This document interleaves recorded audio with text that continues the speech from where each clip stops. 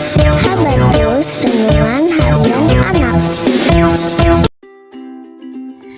Shalom, selamat pagi, apa kabarnya? Bertemu lagi di Habatus, Hidupku Bagi Kristus. Hari ini kita akan belajar di 1 Raja-Raja 15 ayat yang ke-33 sampai pasal yang 16 ayat 1 sampai ayat yang ke-7.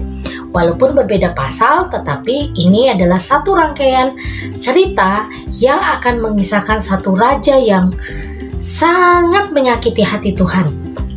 Kita akan membaca bersama-sama nanti ya, tapi sebelum itu mari kita berdoa.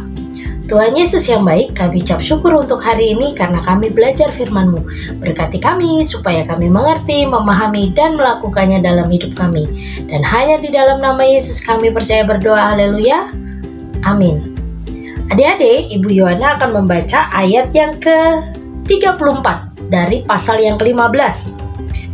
Ia melakukan apa yang jahat di mata Tuhan serta hidup menurut tingkah laku Yerobeam dan menurut dosanya yang mengakibatkan orang Israel berdosa. Kita hari ini sampai ke raja Israel bernama Baesa. Baesa ini adalah raja yang sebenarnya diharapkan Tuhan itu baik. Tetapi Raja Baesa ini ternyata menyakiti hati Tuhan. Ayat yang kedua yang di pasal 16 mengatakan bahwa sebenarnya Tuhan itu sayang sama Raja Baesa. Tuhan itu mengharapkan banyak kalau dia bisa menuntun orang Israel menuju kehidupan yang benar, tidak seperti Yerobeam. Tetapi yang terjadi adalah Raja Baesa malah melakukan apa yang Yerobeam lakukan, sehingga Tuhan sangat sakit hati. Makanya di pasal ayat yang kedua, Tuhan berkata lewat perantara Nabi Yehu, oleh karena engkau telah kutinggikan dari debu dan kuangkat menjadi raja atas umatku Israel, tetapi engkau tetap hidup seperti Yerobeam dan telah menyuruh umatku Israel berdosa, sehingga mereka menimbulkan sakit hatiku dengan dosa mereka. Yerobeam itu melakukan yang jahat. Masih ingat cerita kemarin yang diceritakan oleh beberapa guru sekolah minggu? Ini Baesa juga melakukan yang sama. Dia dipilih Tuhan, dia diangkat Tuhan, dia diistimewakan oleh Tuhan. Tetapi hak istimewa ini disalahgunakan oleh Baesa sehingga Tuhan merasa sakit hati. Adik-adik pernah dengar peribahasa kacang lupa kulitnya? Nah, artinya apa? Kalau kacang kenapa lupa sama kulitnya? Bagaimana dia bisa jadi kacang kalau dia tidak ada dalam kulit, ya kan? Logikanya seperti itu. Ini artinya bahwa ada orang yang melupakan kebaikan orang lain, bahkan menganggap orang lain itu tidak baik, tidak berguna bagi dirinya. Padahal orang lain itu sangat membantu dia untuk melakukan sesuatu yang berguna. Misalnya, adik-adik diajar oleh guru di sekolah. Adik-adik harus baik sama guru. Tidak langsung pura-pura saya pintar karena saya belajar sendiri tanpa guru. Padahal ibu guru atau bapak guru yang mengajar di sekolah dengan baik, dengan tekun, menuntun adik-adik untuk mengerti satu atau beberapa pelajaran yang sulit. Kalau adik-adik mengingat dan mengucapkan terima kasih, berarti adik-adik anak yang baik. Tetapi kalau adik-adik melupakan kebaikan orang lain, berarti adik-adik bisa dikatakan kacang lupa akan kulitnya. Begitu juga Baesa. Dia sebenarnya tidak layak menjadi raja, tetapi Tuhan layakkan, ditinggikan. Makanya Baesa dikatakan bahwa kamu kuangkat dari debu, berarti kan dari yang tidak berarti menjadi berarti, dari yang tidak apa-apa menjadi spesial. Tetapi harapan Tuhan itu meleset. Baesa jahat di hadapan Tuhan.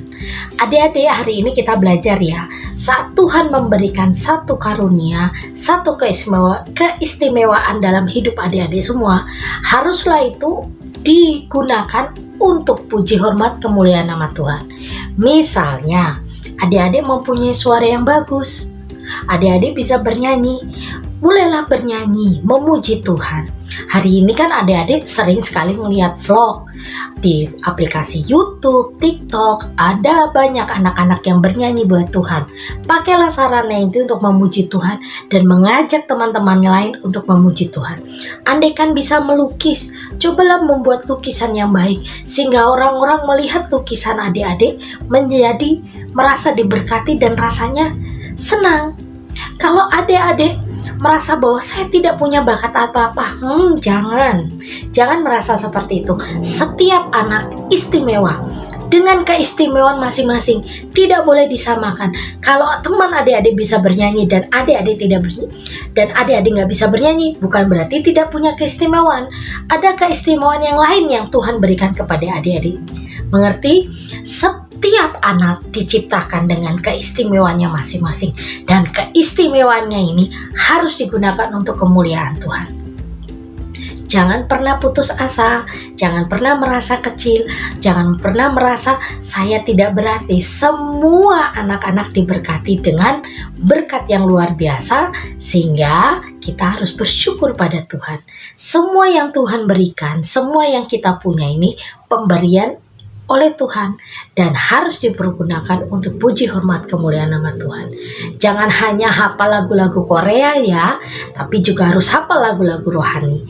Jangan hanya senang baca novel atau buku cerita, tetapi harus suka juga membaca Alkitab. Jangan hanya suka lihat tayang-tayangan yang joget-joget di TikTok atau di YouTube, tetapi cobalah adik-adik semua mempergunakan talenta adik-adik semua ini untuk kemuliaan nama Tuhan. Kalau masih bingung, saya istimewanya apa ya Tuhan, supaya saya bisa mempermuliakan namamu, coba adik-adik bertanya sama Tuhan dan berdoa. Oke?